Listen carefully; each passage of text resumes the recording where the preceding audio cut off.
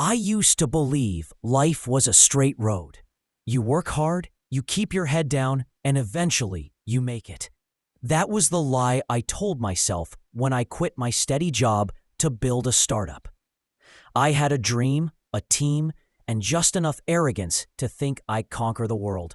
For 2 years, I poured every drop of energy, every dollar I had, into that company. I barely slept. My apartment turned into an office. My friends stopped calling. My girlfriend left. And I didn't even notice, because I thought success would make up for all of it. And for a while, it looked like I was right. We had investors interested. We had meetings lined up. Everyone was telling me we were the next big thing. Then it all came crashing down. One investor pulled out. Then another. Suddenly, the people who were calling me every day weren't picking up my calls. My team, my so-called partners, bailed on me one by one. I can still remember the last day in that office. The whiteboards were still full of plans, big dreams written in blue marker. But there was no one left to believe in them but me. And I had nothing. No savings, no backup plan. Just a mountain of debt and a landlord who didn't care about my big ideas when the rent was overdue. I packed my things into 2 trash bags. It didn't feel real. How could I go from being a founder to being nothing? I told myself it was temporary. I'd crash on a friend's couch, figure something out. But when I called, nobody answered. You learn quickly how many people were around you because of what you had, not who you are. 2 weeks later, I was standing on a street corner in San Francisco with those same 2 trash bags, wondering where the hell I went wrong. Do you know what it feels like to be invisible? To have people pass by you like you're just part of the sidewalk? That's what being homeless is. You don't just lose your home. You lose your identity, your dignity.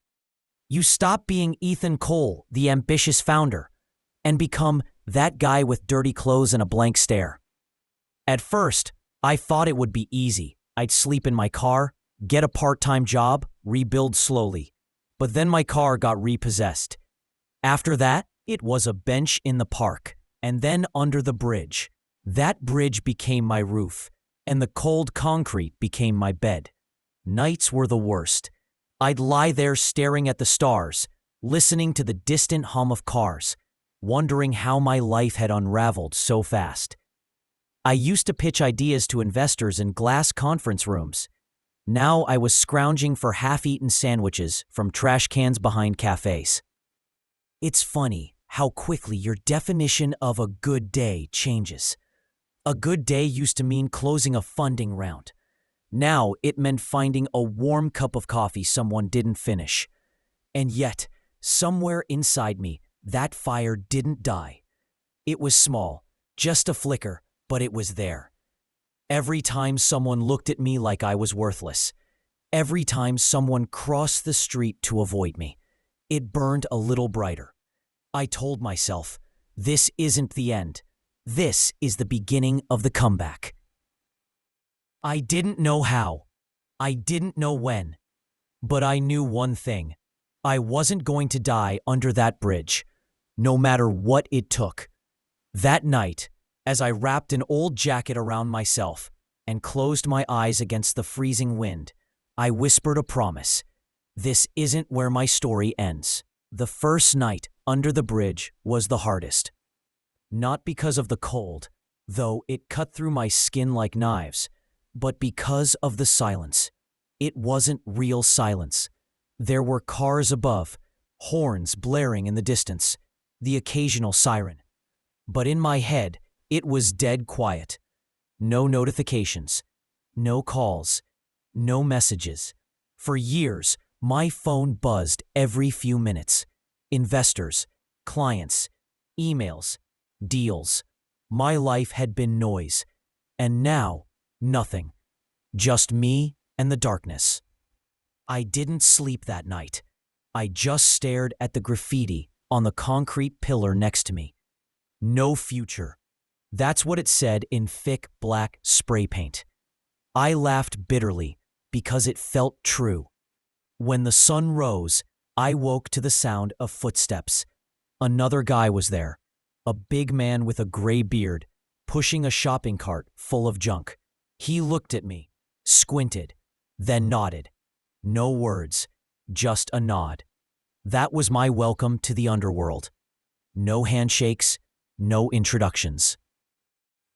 Just a nod that said, "You're one of us now." Over the next few days, I learned the rules. Don't leave your stuff unattended. Don't take someone else's spot. And above all, don't trust too easily. People think the homeless look out for each other, and some do. But when you're starving and desperate, survival comes first. I learned that the hard way when someone stole my jacket while I was looking for food. That jacket was the only thing keeping me warm at night. Losing it felt like losing the last piece of my old life. I found food behind a bakery that week. Half-burned bagels, stale muffins, sometimes a sandwich if I was lucky. I used to order $20 salads without thinking. That thought kept me going. I started talking to myself. Pep talks like I was my own coach. "You're not done, Ethan. This is temporary. You've got a brain. Use it." It sounded crazy, but it worked. Every day I'd repeat it. This is temporary. One afternoon, I met a guy named Marcus. Mid-40s, wiry, eyes sharp like he could see through you. He'd been on the streets for 8 years. We sat by a fire barrel, and he asked, "What's your story?" I told him everything. The startup, the failure, the debt. He laughed and said, "You're lucky. You had something once. You know what it feels like. Most of us never had a shot." That night, his words stuck in my head. You had something once. He was right. I had knowledge, skills, ideas. Maybe I didn't have money, but I had something. The question was, how do you rebuild when you have nothing but your mind? The answer came a week later. I was in the public library, warming up. Libraries became my safe haven. Free heat, free Wi-Fi, free time. That's when I saw an article on the computer about coding boot camps. Most of them were expensive, but there was a line about scholarships for people in tough situations. I wrote down the name of one, Code Rise Academy. That night under the bridge, I stared at the piece of paper like it was a lottery ticket. I didn't have a laptop. I didn't even have a phone anymore. But I had a plan. Tomorrow, I'd go back to the library and apply. Somehow, some way, I was going to get into that program. As I lay there on the cold concrete, I whispered the same words I'd said before. This isn't where my story ends. Only this time, I believed it a little more. The next morning, I woke up before the sun. My bones ached from the concrete, but I didn't care. Today felt different. Today, I had a mission.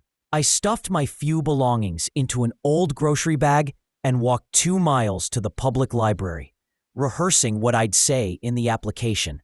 I didn't even know if they'd accept someone like me, a man with no address, no job, no bank account.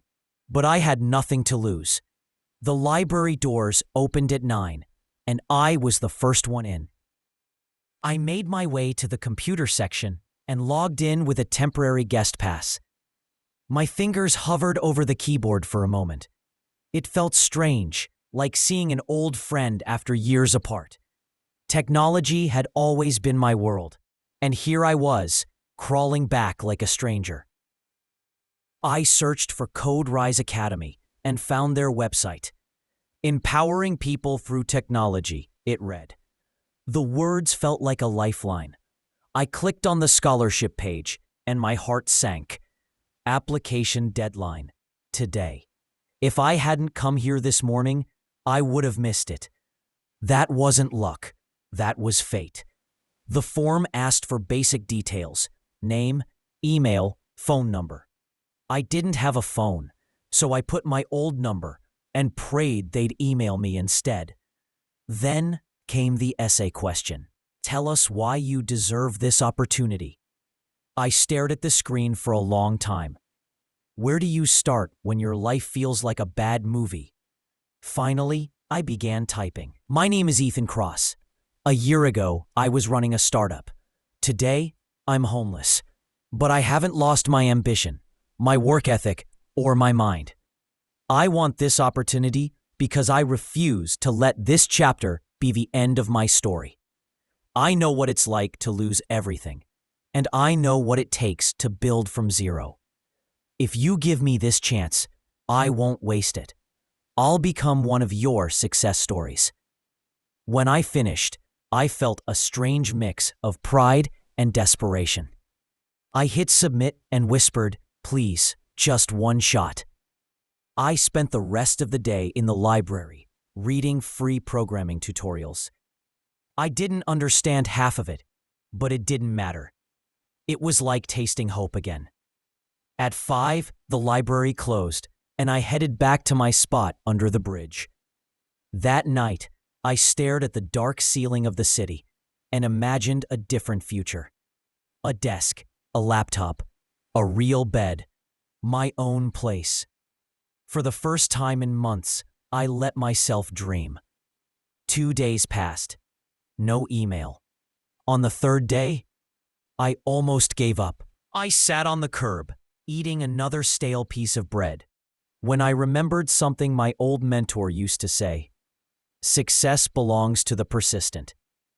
So instead of sulking, I walked back to the library and checked my email again. And there it was. Subject, congratulations, you've been accepted. My hands trembled as I clicked it open. They offered me a full scholarship. Classes started in 2 weeks. All I needed was a laptop and a way to attend online sessions. I laughed out loud, and people in the library stared, but I didn't care. For the first time in forever, I had good news. Then reality hit me. I didn't have a laptop, or Wi-Fi, or even a quiet place to study. But I wasn't about to let that stop me. That night, I walked to a shelter I'd avoided for months. I hated shelters. Too crowded, too many rules. But they had something I needed: electricity and internet. I signed up, swallowed my pride, and claimed a cot. It wasn't luxury, but it was better than the bridge. Over the next week, I hustled like never before. I did odd jobs for a few bucks, sweeping parking lots, unloading trucks, cleaning bathrooms, anything to save money. I needed $80 for a used laptop I'd seen on Craigslist. It took me 9 days, but I got it. A beat-up old Dell, slow as hell, but it worked. The day classes started, I sat in the shelter's computer corner, headphones on, ready to learn. When the instructor said, "Welcome to CodeRise Academy," I felt something spark inside me. For months, I'd been lost in darkness, but this felt like the first light. It wasn't easy. I hadn't coded in years, and technology had moved on. There were nights I wanted to quit, nights I cried into my pillow because I felt stupid, broken, too far gone. But every time I thought about giving up, I remembered the graffiti on that pillar. No future. And I promised myself I'd prove it wrong. The first week of CodeRise was brutal.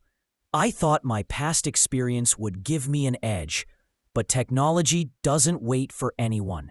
Frameworks I once knew were now outdated relics.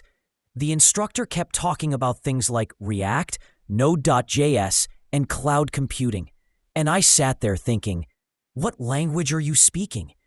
I wasn't just rusty. I was drowning. The other students seemed so confident. They had clean apartments, steady Wi-Fi, and quiet desks. Me? I was in a crowded shelter, with men yelling across the room, babies crying, and someone always asking, "You done with that charger yet?" My old Dell wheezed every time I opened the video call. But I kept showing up. That's something hunger teaches you. You keep moving, no matter how tired you are. By the second week, I developed a routine. Mornings, I'd wake before sunrise and jog around the block, not for fitness, but for peace. It was the only time the city felt calm. After that, I'd grab a free coffee from the shelter kitchen, find an empty corner, and review code before class started. I wrote everything down, every error, every question. If I didn't understand something, I'd Google it until my eyes burned. Sometimes, I'd stay up until 2 a.m., staring at tutorials under the dim shelter light. I knew I couldn't compete with their resources, so I had to outwork them. Still, there were moments when the weight of my reality crushed me. Like the night a guy at the shelter stole my headphones. They were cheap, but they were all I had for class. I remember sitting there, clutching my laptop, thinking, is the universe laughing at me? For a second, I wanted to scream, throw the computer, and walk away from everything. But then I remembered why I started. I didn't crawl this far just to quit. So the next morning, I asked a volunteer for an extra pair. She gave me these bright pink earbuds meant for kids. I wore them anyway. I didn't care how I looked. I cared about learning.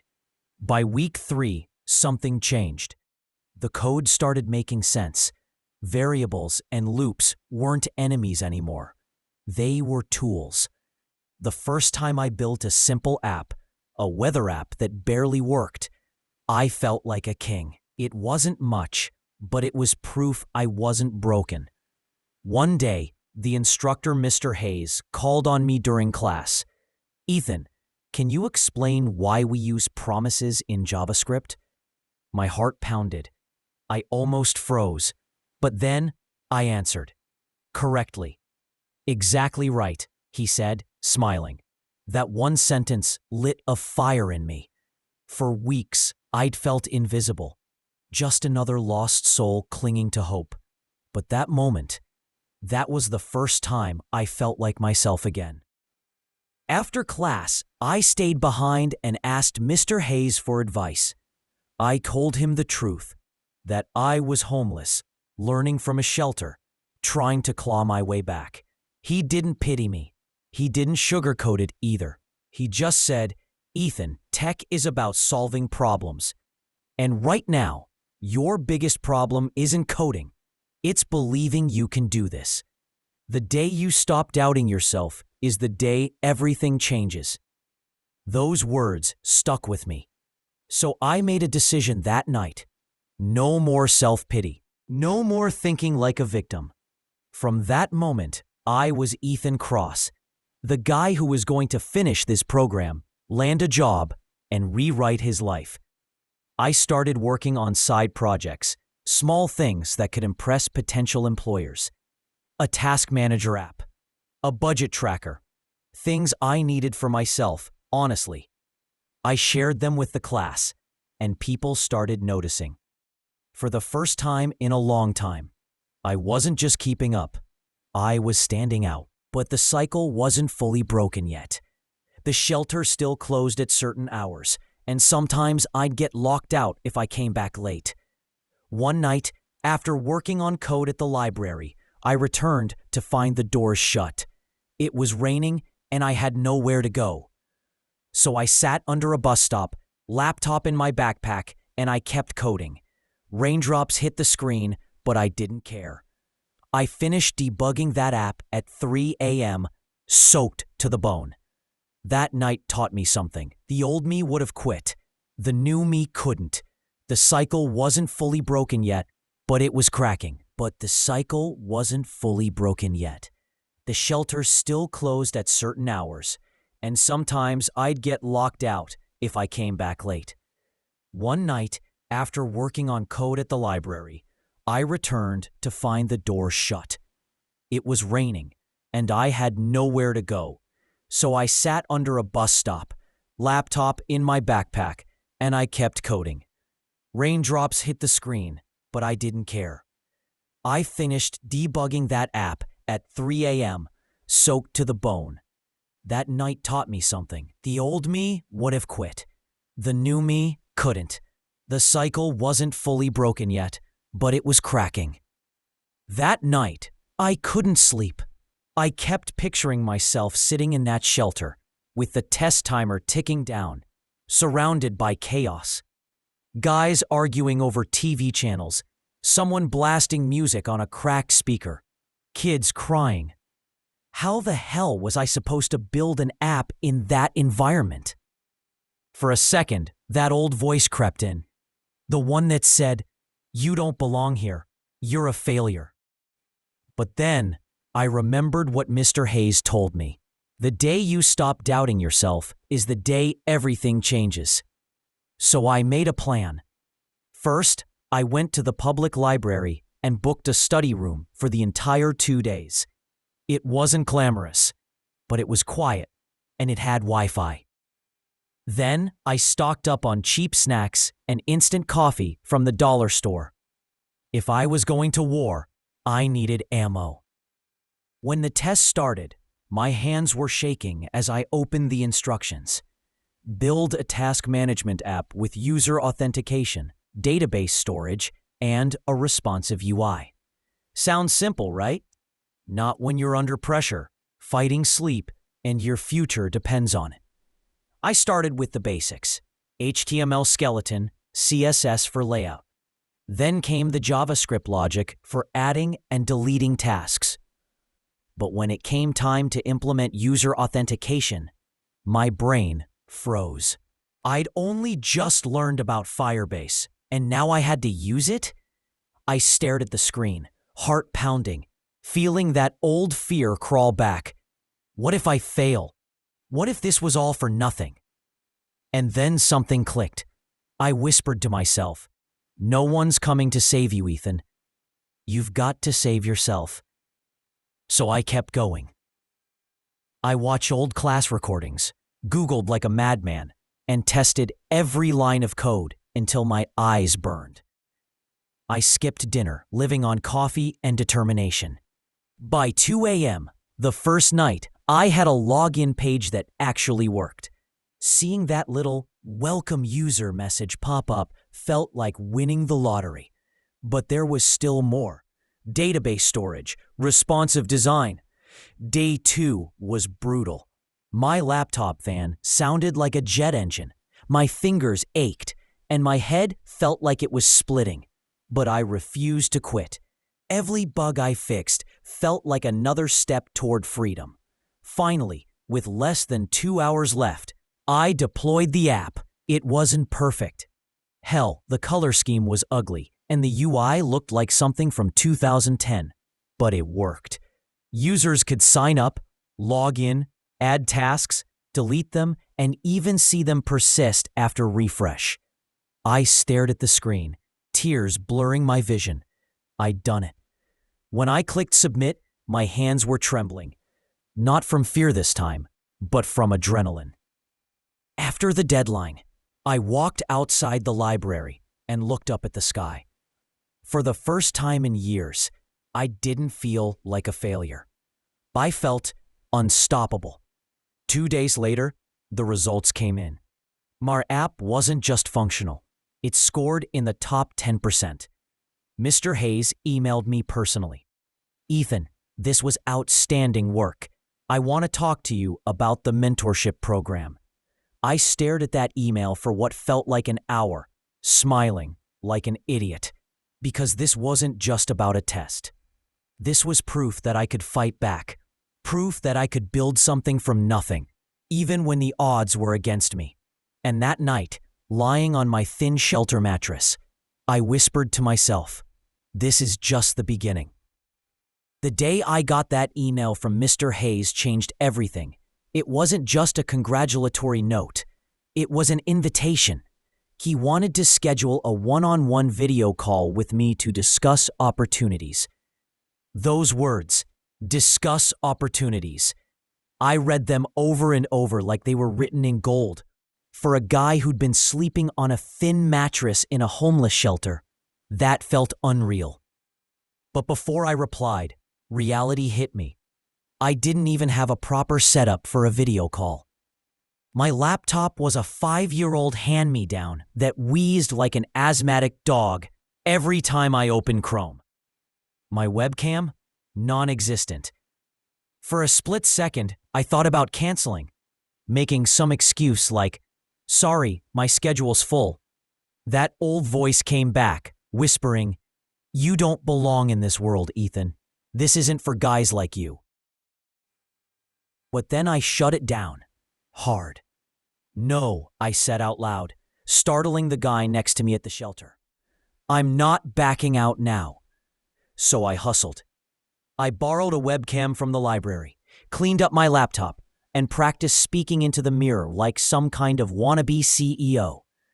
When the day came, I walked into that same quiet study room at the library, plugged in the webcam, and logged into Zoom, with my heart pounding like a war drum. Mr. Hayes appeared on the screen, smiling, wearing a crisp white shirt, looking every bit like the tech mentor I'd imagined. "Ethan, great to finally meet you face to face," he said. "Thank you, sir. I'm excited," I replied, trying to hide the tremor in my voice. He didn't waste time. "Ethan, your performance in the challenge was exceptional. The way you implemented Firebase authentication, impressive for someone at your stage. Honestly, I see a lot of potential in you." I felt my chest tighten. Potential. No one had said that word to me in years. Then he dropped the bomb. "We're launching a mentorship program for top students. Weekly sessions, advanced projects, and here's the big part: job referrals to partner companies. I want you in." For a moment, I couldn't speak. My throat closed up. This wasn't just an opportunity. It was a lifeline. "Yes," I said, my voice cracking. "Yes, I'd be honored." He smiled. "Good, but let me be clear. This won't be easy. We'll push you harder than before. You'll build real-world projects, and deadlines will be tight. Can you handle that?" I thought about the sleepless nights, the hunger, the doubt that haunted me every day. Then I looked straight into the camera and said, "I've been through worse. I can handle anything." He chuckled. "That's what I like to hear. Welcome to the program, Ethan." When the call ended, I just sat there, staring at the blank screen. Then I laughed, a real, full-belly laugh I hadn't felt in years. Because for the first time since everything fell apart, I wasn't just surviving. I was moving forward. The mentorship program was brutal. Weekly assignments that felt like actual company work. API integrations, advanced JavaScript patterns, database optimization, stuff that made my head spin. But I kept grinding. And then, one day, Mr. Hayes dropped another challenge. "We want you to lead a team project. You'll be in charge of 3 other students. Build an e-commerce platform from scratch in 4 weeks." "Lead a team? Me? A guy who used to mop floors and collect trash?" But I said yes, because I'd learned something. You don't wait until you're ready. You just say yes, and then you figure it out. Leading that project was chaos at first. Time zones, communication breakdowns, people ghosting in the middle of sprints. But I didn't let it sink us. I set up daily stand-ups, assigned clear roles, and even learned some project management tools on the fly. When we finally presented the e-commerce site, fully functional, with cart features, Stripe integration, and responsive design, the mentors were blown away. That was the breakthrough. Not the app 10% test result, but that moment when I realized something. I wasn't the same guy anymore. I wasn't the janitor who begged for extra shifts. I wasn't the man sleeping on shelter floors, waiting for life to change. I was building that life, one line of code at a time. And as I sat there, looking at our finished project, I whispered to myself, if I can do this, I can do anything.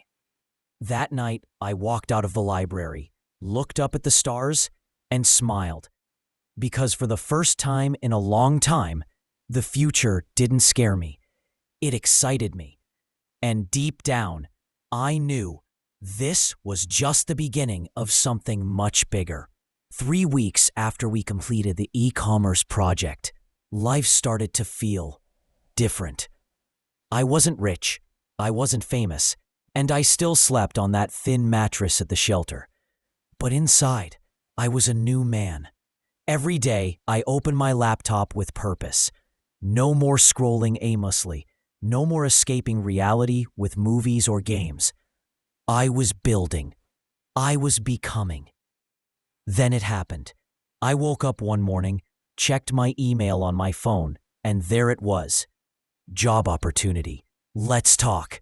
I froze. My thumb hovered over the screen like I was afraid to touch gold. It was from Mr. Hayes. I opened it, and the words made my heart slam against my ribs. Ethan, I've been impressed with your leadership and coding skills. One of our partner companies, Brightwave Solutions, is looking for a junior developer. I think you'd be a great fit. Let me know if you're interested, and I'll set up an interview. Interested? I nearly laughed out loud in the quiet shelter. Was the sky blue? Was water wet? Of course I was interested. But then the fear crept in. What if I fail the interview? What if I mess up? What if they see I've been homeless and they laugh in my face? I closed my eyes and took a deep breath. No, I whispered. Not this time. I typed back, yes, Mr. Hayes. I'd be honored to interview. And that was it. One click, one email, one decision that would change everything. The next few days were a blur.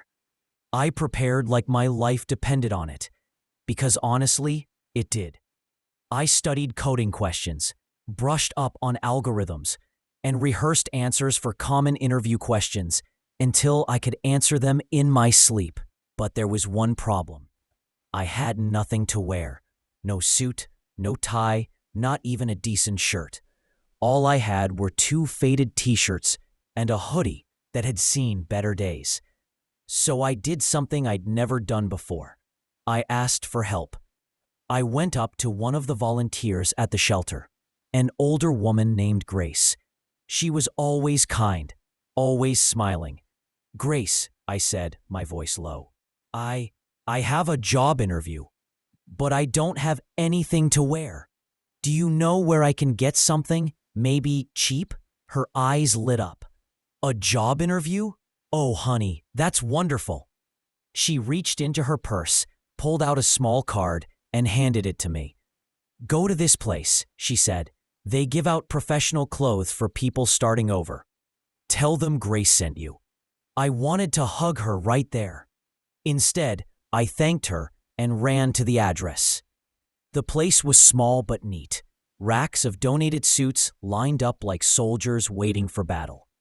I tried on 3 before I found one that almost fit. A navy blue suit, slightly loose, but clean and sharp. When I looked in the mirror, I barely recognized myself. For the first time in years, I didn't look like a man broken by life. I looked like someone who belonged. The day of the interview, my hands shook as I tied the borrowed tie for the 10th time. The library had become my office, my sanctuary, and now my interview room. I found a quiet corner, set up the borrowed webcam, and logged into Zoom. When the call started, 3 faces appeared on the screen. The hiring manager, a senior developer, and someone from HR. Ethan, good to meet you, the manager said. I smiled, trying to keep my voice steady. Thank you for having me. Then came the questions. Technical ones, situational ones, even personal ones. Some I nailed, some I stumbled through.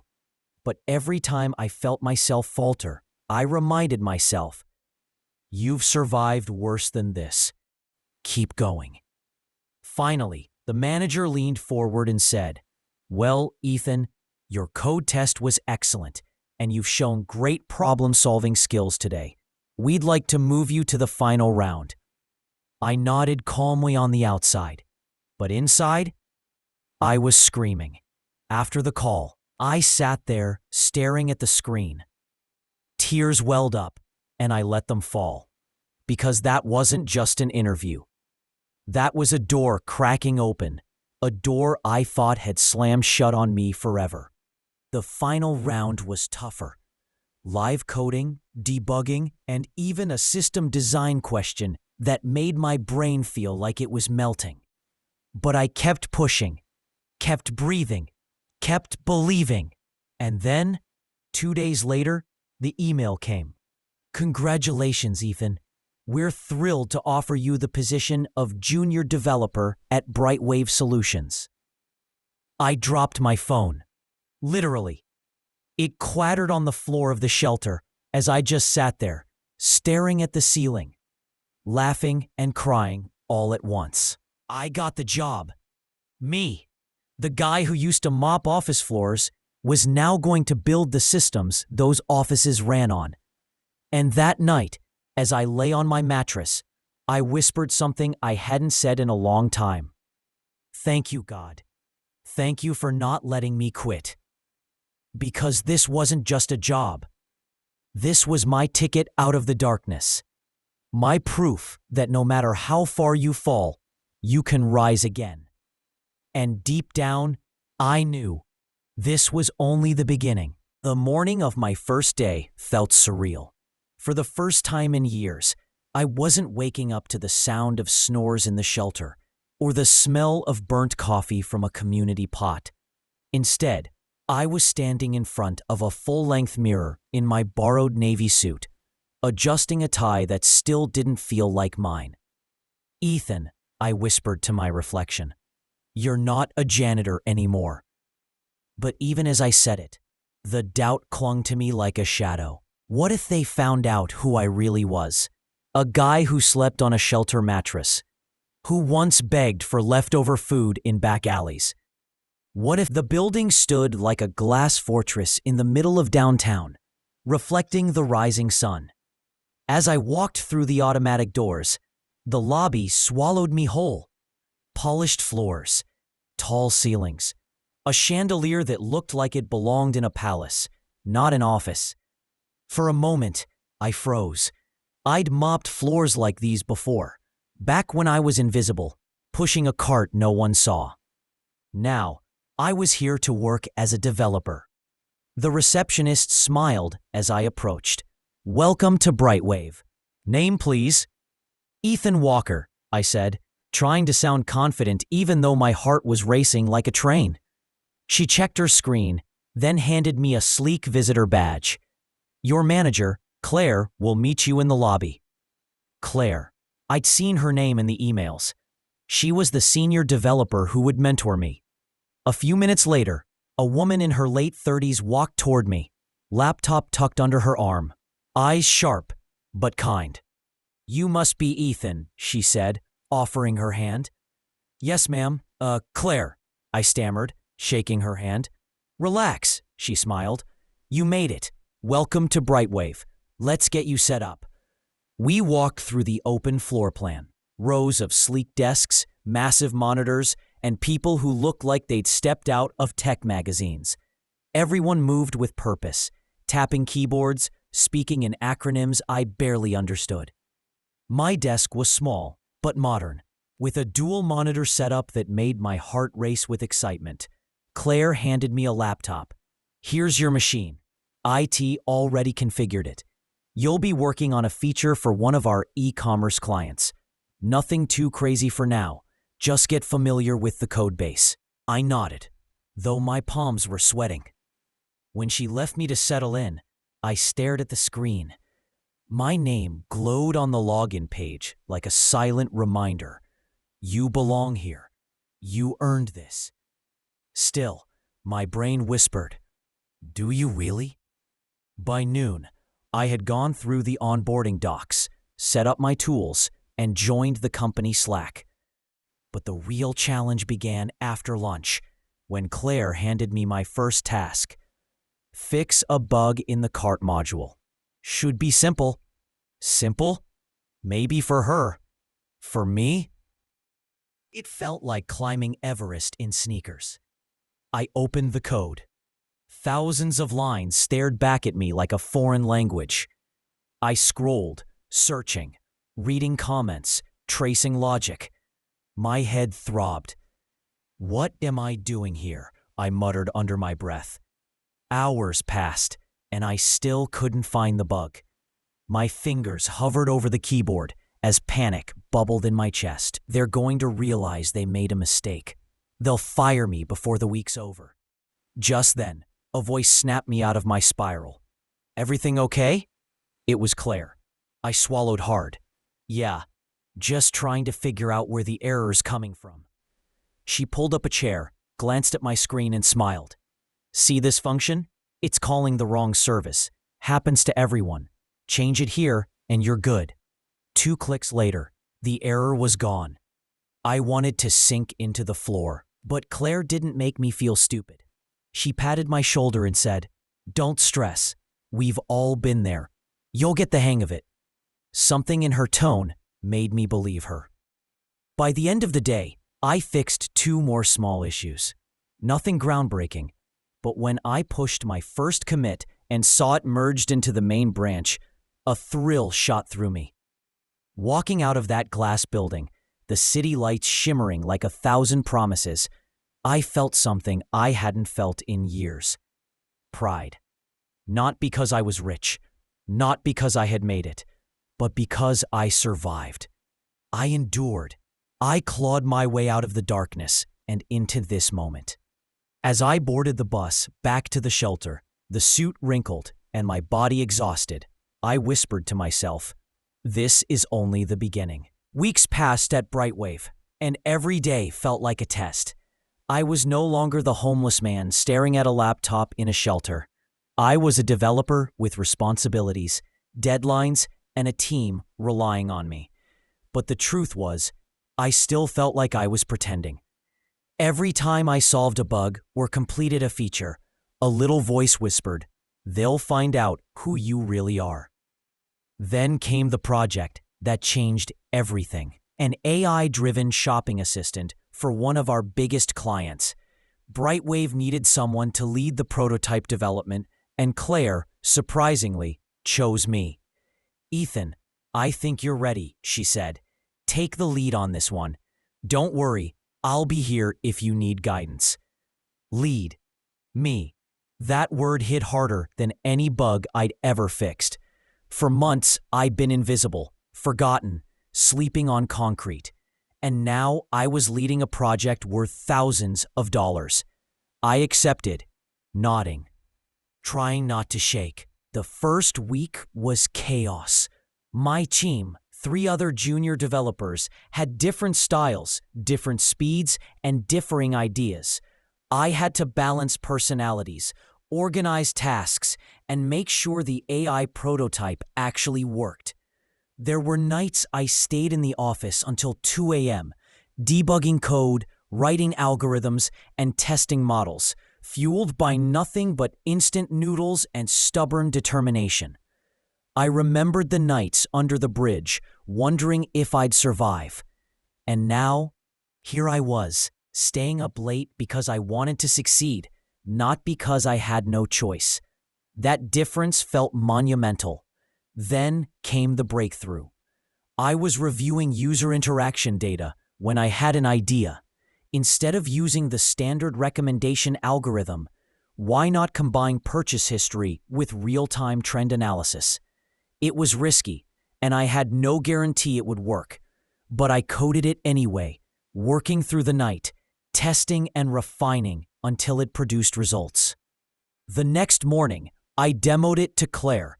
She watched quietly, eyes narrowing at first, then widening in disbelief. "Ethan, this is incredible," she said, leaning back. "You just solved a problem our senior engineers have been stuck on for weeks." Her words hit me like lightning. I couldn't stop smiling. I felt like the underdog who had just scored the winning goal. The AI prototype became a highlight in Brightwave's portfolio. The client was ecstatic, praising the innovation and offering additional contracts. And for me, suddenly I was no longer the junior developer from the shelter. I was Ethan Cross, the guy who cracked the impossible problem. That evening, walking home, I reflected on the journey. Not long ago, I was invisible. The world had ignored me, abandoned me, dismissed me. Now I was seen. Now my ideas mattered. I realized something crucial. Success isn't about avoiding failure. It's about pushing through it when everyone else would quit. The breakthrough also changed the way my colleagues saw me. I earned respect, not just for my technical skills, but for my leadership, resilience, and problem solving.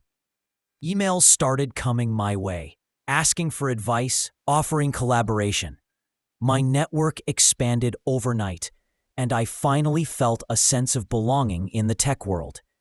But the real triumph wasn't in the job, the recognition, or the money. It was internal.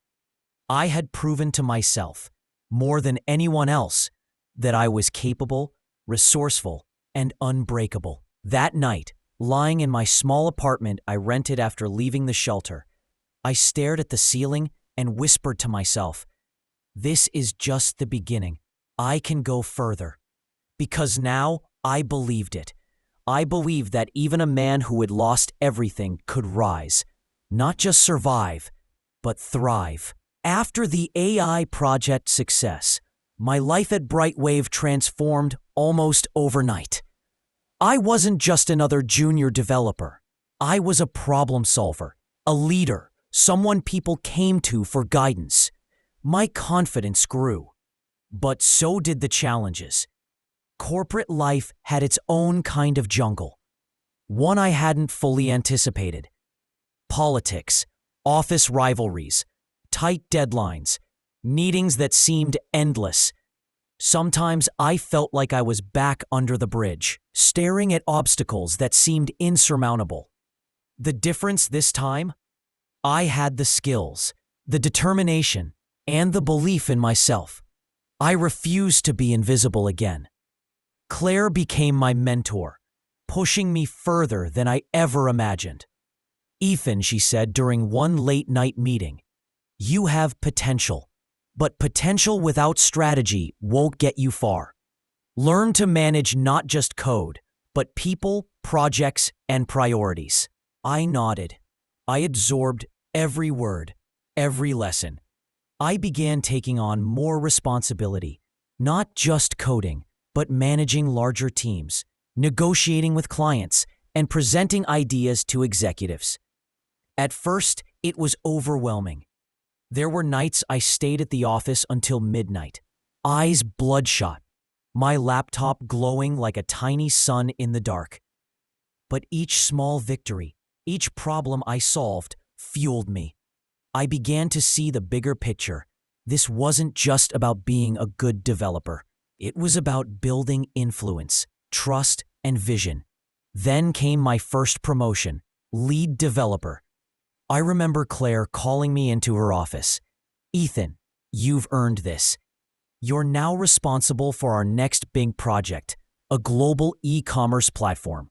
I know you can handle it." The news should have thrilled me, but instead, I froze for a moment. Responsibility, visibility, pressure. Everything I'd fought to escape seemed magnified. But then I remembered those nights on the streets, the hunger, the cold, the hopelessness. Those memories were fuel, not chains. I nodded firmly. "I won't let you down," I said, and I didn't. Leading a large team was nothing like coding alone. I had to learn diplomacy, conflict resolution, and motivation. Some team members doubted me because of my age, my unconventional background. Some tried to sabotage projects. I made mistakes, yes, but I learned quickly. I discovered a secret. Leadership wasn't about being perfect. It was about being authentic, fair, and relentless.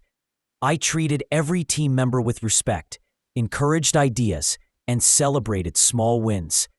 Slowly, the respect I earned turned into loyalty. My breakthrough on the AI project had already put me on the company radar, but this global platform project solidified my reputation. Executives began to notice not just my technical skills, but my strategic thinking and ability to lead complex projects under pressure. One day during a board meeting, the CEO himself asked me for a private conversation. My heart pounded as I followed him into the glass-walled office. "Ethan," he said, "you've done exceptional work. We've been watching you.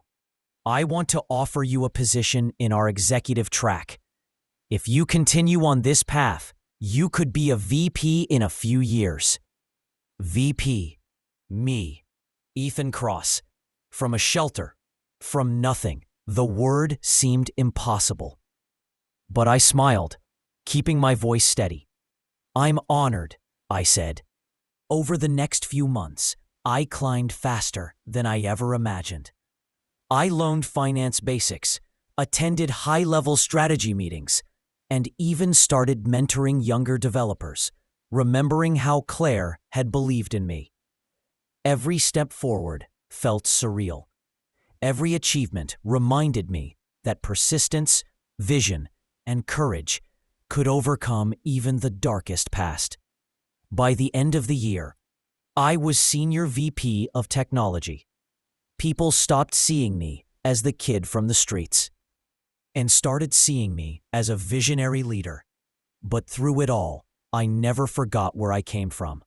I donated to shelters, sponsored coding scholarships, and shared my story openly so that someone else who was invisible could believe in the possibility of rising. One evening, sitting in my corner office overlooking the city skyline, I reflected on the journey. I had gone from mopping floors and sleeping under bridges to leading technology strategy for a multi-million-dollar company. I had survived hunger, cold, failure, and doubt, and now I thrived. I whispered to myself, a quiet vow that had carried me this far. From nothing, you can become anything. You just have to believe and never quit. The journey wasn't over. There were new projects, bigger challenges, and an even larger dream forming in my mind. But for the first time, I felt like I could reach it all, because I knew this truth deep in my bones. The only limits that exist are the ones you accept, and I refuse to accept any. The higher I climbed, the clearer it became. Leadership was no longer just about coding or managing projects. It was about vision, about seeing the future of the company and guiding others to build it with you. As Senior VP of Technology, I had influence, yes, but to become a CEO, I needed more than technical skill and leadership. I needed strategy, diplomacy, and the courage to take risks no one else would. Brightwave was thriving, but competition was fierce. Other companies were launching faster, innovating aggressively, and investors were hungry for results. One misstep could cost millions. The stakes were higher than anything I'd faced before, higher even than being homeless, when my survival depended on every decision I made. One Friday, Claire called me into her office. The sunlight streamed through the windows, casting long shadows across the polished floor. She handed me a folder. "Ethan, this is your next challenge," she said. Brightwave's CEO is stepping down in 6 months. The board wants someone who can modernize the company, lead innovation, and inspire people. They're watching you closely. If you step up, this is your chance. I stared at the folder, my heart pounding. CEO. Me. From the guy who slept under a bridge, who had no one, no home, no hope, now being considered for the top seat in a multi-million-dollar tech company. The reality hit me like a tidal wave. I felt excitement, fear, and the tiniest flicker of doubt. Could I really do this? Could I lead at that level? Could I handle the responsibility of thousands of employees depending on me? Then I remembered the nights in the shelter, the code I'd written on a shaky laptop, the first interview that terrified me, the AI project that proved I belonged. I had survived far worse. I could handle this too. Over the next few months, I prepared.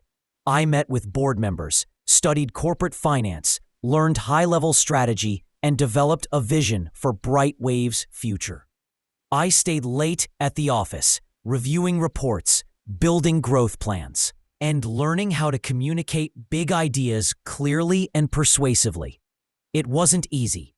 Some executives doubted me, whispering about my unconventional past. Some competitors tried to undermine our projects. I faced pressure from every direction, but I had learned something crucial along the way. Fear is temporary, but vision lasts. Every decision I made, every risk I took, I anchored in that principle. I made strategic acquisitions, streamlined product development, and inspired my teams to push boundaries. Slowly, people began to believe not just in my skills, but in my vision. Then came the final board vote. I sat in the conference room with all the directors around the table, my palms sweating, my heart hammering. Claire gave me a reassuring nod from across the room. The board chairman spoke. "Ethan Cross, you have demonstrated exceptional leadership, innovation, and vision.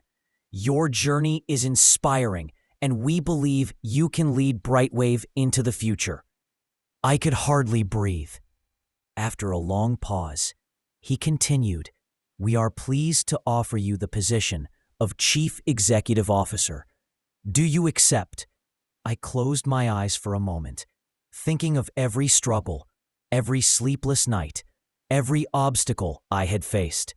I thought of the man I had been, the janitor, the homeless developer, the underdog, and I realized something.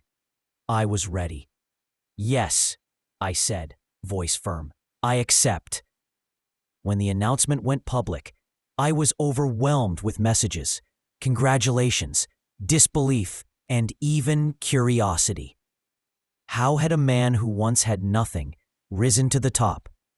Some saw it as a miracle, some as inspiration, but for me, it was proof of a simple truth. No matter where you start, persistence, vision, and courage can take you anywhere. My first days as CEO were intense. I had to make tough decisions about restructuring, innovation priorities, and company culture. I listened more than I spoke, learning from my team, empowering others, and leading by example. Slowly, the company responded. Productivity increased, morale improved, and investors were impressed by our forward momentum. I also never forgot my roots. I implemented programs to hire and train talented individuals from underprivileged backgrounds, invested in coding scholarships, and ensured Brightwave gave back to communities like the one I came from. Sitting in my corner office one evening, looking over the city skyline, I reflected on the journey. From the streets to the executive boardroom, every struggle had been a lesson, every setback a stepping stone. I whispered to myself, a quiet affirmation that had carried me from despair to triumph. From nothing, I can build everything. And with that, I realized something else. This wasn't the end of my story. It was the beginning of a new chapter, one where I could create opportunities, not just for myself, but for anyone daring enough to dream. Sitting in my office, the city skyline stretched out before me, like a testament to how far I had come. From the janitor mopping office floors to the CEO making decisions that affected thousands, the journey felt surreal. Some days, I still pinch myself to see if it's real. But it is. Every struggle, every night on a thin shelter mattress, every line of code written in despair, it all led here. And now, I have the power to make a difference beyond myself. Being CEO is more than titles and decisions. It's about responsibility and vision. I learned quickly that the board cares about profit, investors care about growth, and employees care about leadership they can trust. Balancing all of that is an art, and I'm still mastering it. But the one thing I never forget is where I started. I walk through the office floors, stopping to talk to engineers, interns, and new hires. I ask questions, listen to their ideas, and sometimes I just sit quietly and observe. The company has grown faster than anyone imagined, but I want it to grow humanely, grounded in opportunity and empowerment. One of my proudest moments was launching the Brightwave Opportunity Program, a mentorship and employment initiative for young people from disadvantaged backgrounds. I wanted to give others what I had once received, someone who believes in you when the world doesn't. The first cohort of students walked into the office, eyes wide with curiosity and excitement. Some reminded me of myself, hungry, desperate, invisible to the world. I spoke to them from experience. I know what it feels like to have no one, to feel invisible, to think the world has forgotten you. But it hasn't. You have the power to rise, to learn, to create your own path, and we're here to help you do it. Seeing their faces light up, seeing hope spark where despair once lived, I realized something profound. Success isn't just personal, it's shared. At night, I often reflect on my journey.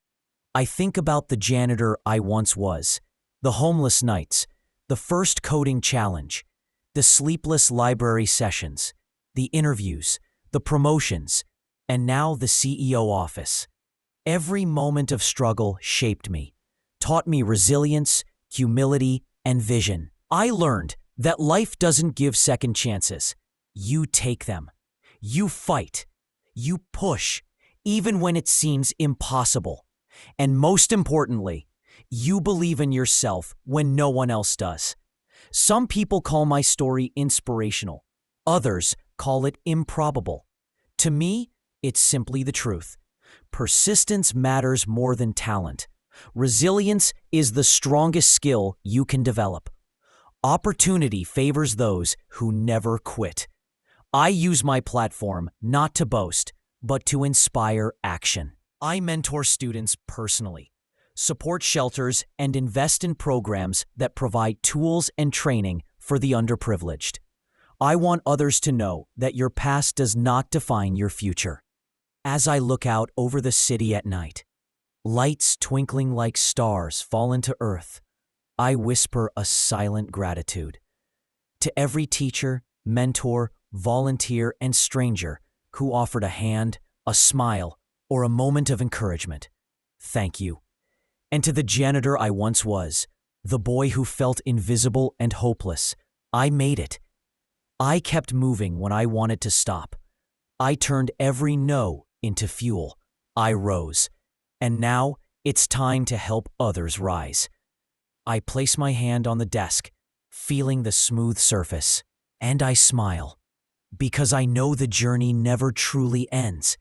There are always new challenges, new students to mentor, new companies to innovate, and new lives to impact. From janitor to CEO is more than a title. It's a testament to what's possible when courage, determination, and vision intersect. And as long as I'm alive, I will carry this legacy forward, not for fame, not for wealth, but to remind the world that nothing can stop a determined heart. Because anyone who has nothing today can have everything tomorrow, if they refuse to give up.